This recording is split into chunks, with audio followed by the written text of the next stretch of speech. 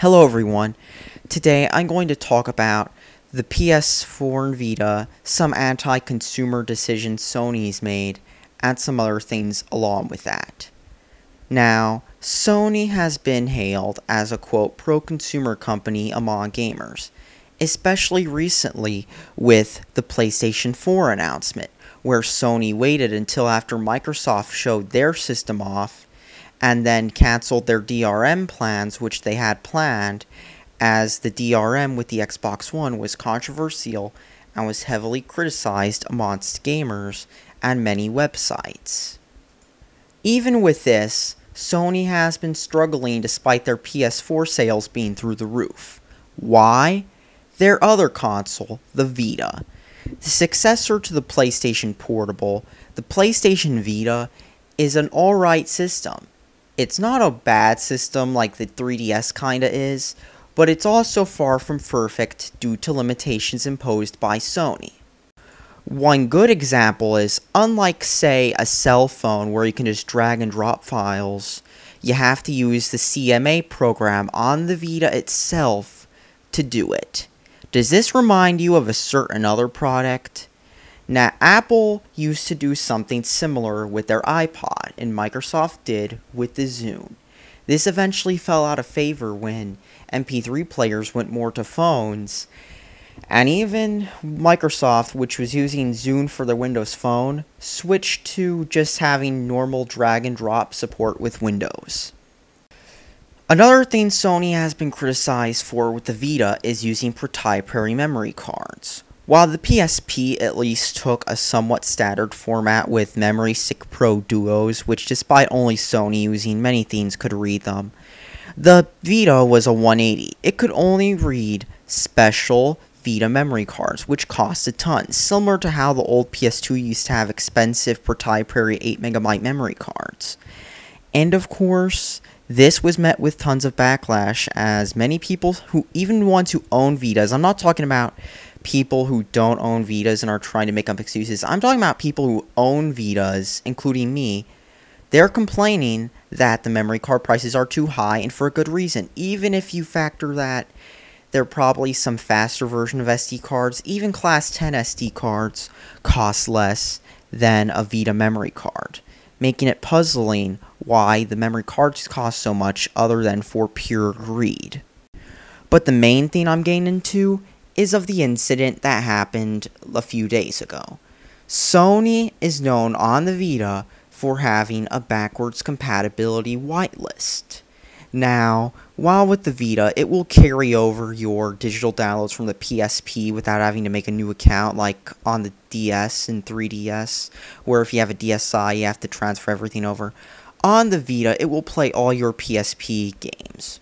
Well, it normally doesn't, however. It's supposed to, even though they advertise it as backwards compatibility. However, there's one crucial flaw. The whitelist, like I said, means many of your games will not be playable.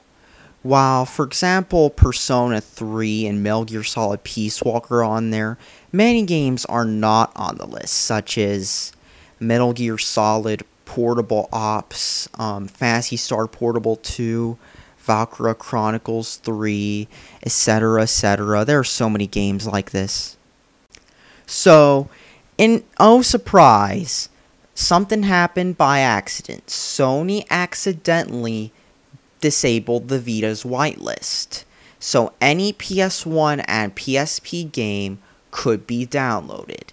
This was widely hailed by gamers who purchased, say, Spyro, Crash, and Phantasy Star Portable 2, which is pulled from a PSN store now, but still, or Valkyria Chronicles 2. And this was widely praised amongst them because many people were talking about how they could finally play the games on their new $250 or $200 handheld without having to lug around their old $100 PSP that they'd have to carry around just to play games they legally purchased. So, with all Sony's pro-consumer reputation, like with the PS4 and stuff, you'd believe that Sony would listen to the fans who are praising this on the internet, talking about how, yay, I can finally play Phantasy Star Portable 2, yay, I can finally play, I can finally play Valkyria Chronicles 2. Yay, I can finally play, all these other games. What did Sony do? This is what they did. Quietly as they put the feature in, they pulled all the games you could have downloaded on your PSP. So, if you wanted to re-download, let's just say Crash Bandicoot, if you want to re-download Spyro, if you want to re-download Phantasy Star Portable 2, etc., you can't anymore. Now, considering how many of these worked, and how one common criticism on the internet about the Vita is it has no games, or how many of the games aren't appealing enough to some people. I mean, sure, there are some people who are going to be into Neptunia, but not everybody is going to want to play that game. It's a valid criticism. However, instead, not only do you have that being removed, but people are complaining about it on websites now. So, how do you play games that you legally purchased on your Vita? Sadly, the only way you can currently do it as of now, because Sony removed that ability, is to hack it. Which Sony's been trying to play cat and mouse games with the hackers with it for a while. And not only that, to the point where they've removed games and put them back, like a Persona 2 Innocent Sin that got pulled off PSN because somebody found an exploit in it. Not only do you have that, but you've got the Vita lacking games. Well, sure, it does have a bunch of good games, but not to the point where many gamers on the internet seem to be willing to pay $200 for. And you've also got other stuff, such as the fact that the whole system is locked down with the PSP. All in all, the moral of the story with this thing is, not only is pulling the content a bad move, which is anti-consumer, but it also proves a point. You shouldn't follow a company, because next thing you know, they could make EA or Activision look good. A company all these people criticize, you don't see them putting a game up for a day and then removing it for no reason, and then not letting you re-download it like with the Vita, because that's just what happened with the Vita. And all in all, if Sony wants more people to buy their systems, maybe they should invest in games and add features people want, instead of adding a feature a day and taking it a day later. Remember, Sony is no stranger to that. Just take a look at the other OS controversy years ago. Sony removed a feature some people want, they pissed off that minority, guess what happened?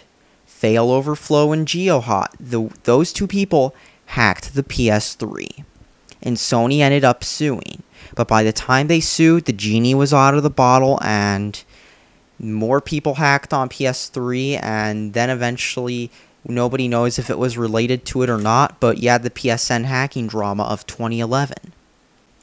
All in all, thanks for watching, subscribe for more, and please, vote with your wallets and speak up if there's issues. Especially about stuff like this, region locking, or system lock.